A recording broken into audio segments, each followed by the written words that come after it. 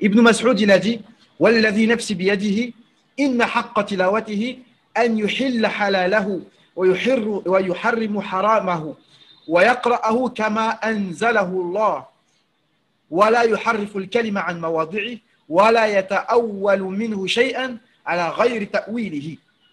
Donc ça, c'est Ibn Mas'ud, il a dit je jure par celui qui tient mon âme dans sa main, la vraie lecture du Coran, c'est de rendre halal ce qui est halal et de considérer comme haram ce qui est haram et de le réciter correctement. Aussi, j'insiste, ici on écoute l'explication du Coran. Je sais que les gens, ils sont beaucoup plus à l'aise avec ça. Les gens, ils aiment bien écouter l'explication du Coran. Mais il y a aussi une étape importante, mes chers frères, mes chers sœurs, pour ceux qui m'écoutent, c'est la récitation aussi correcte, c'est-à-dire prononcer correctement les lettres. Le qa, le sa, le va, le ta, d'accord? Prononçons correctement les lettres. Réciter avec le tajwid, ça aussi, ça a son importance. Chose que les gens, des fois, ont tendance à négliger. Donc, Inch'Allah, si Allah me le permet, je vais me mettre à votre disposition pour vous expliquer les règles de tajwid en parallèle avec ces cours que je fais ici. On va aussi expliquer les règles de tajwid.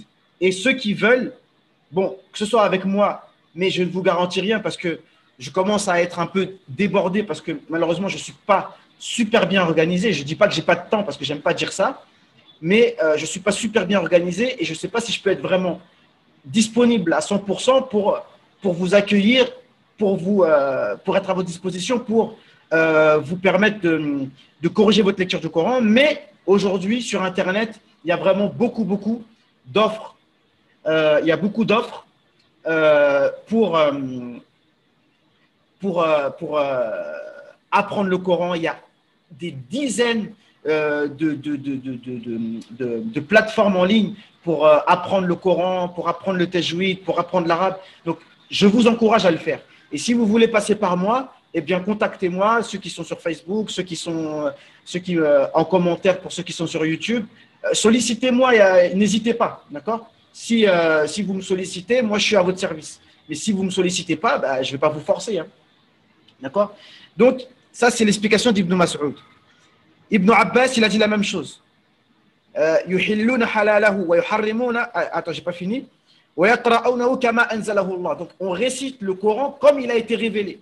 D'accord? Donc, avec le tajwid. Comme ça. أعوذ بالله من الشيطان الرجيم. الذين آتيناهم الكتاب يتلونه حق تلاوته. Par exemple, ولن ترضى عنك اليهود ولا النصارى حتى تتبع ملتهم قل إن هدى الله هو الهدى. Et par exemple aussi, من العلم بعد الذي جاءك من العلم ما لك من الله من ولي ولا نصير.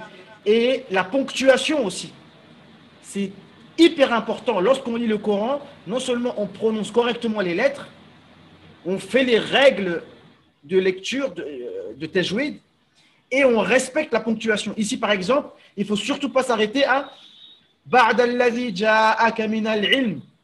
Et en plus, tu dis Ma laka min Allahi min wali. Oh là là, c'est une grave erreur de ponctuation.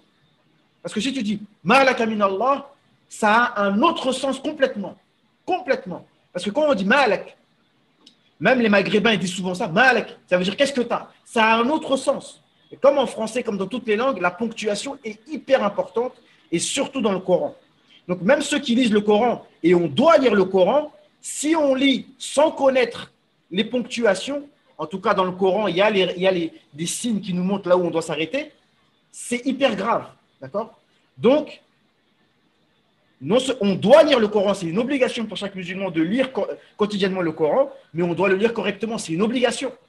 C'est un fard pour chaque musulman de lire le Coran correctement, bien sûr en fonction de ses capacités. S'il y en a qui ont des problèmes pour sortir certaines lettres, il y en a, ils n'arrivent pas, par exemple le ra, il y en a que ça ne sort pas de leur bouche, le qa, si vraiment tu n'arrives pas, tu fais ce que tu peux. Mais sinon, celui qui, comme Ibn Jazari, il a dit, Man la yusahhihi al-Qur'an athimu. ou man la yujawwid al-Qur'an athimu. Celui qui ne récite pas le Coran avec le tajwid, il fait un péché. D'accord? Donc ça, c'est une précision que je fais.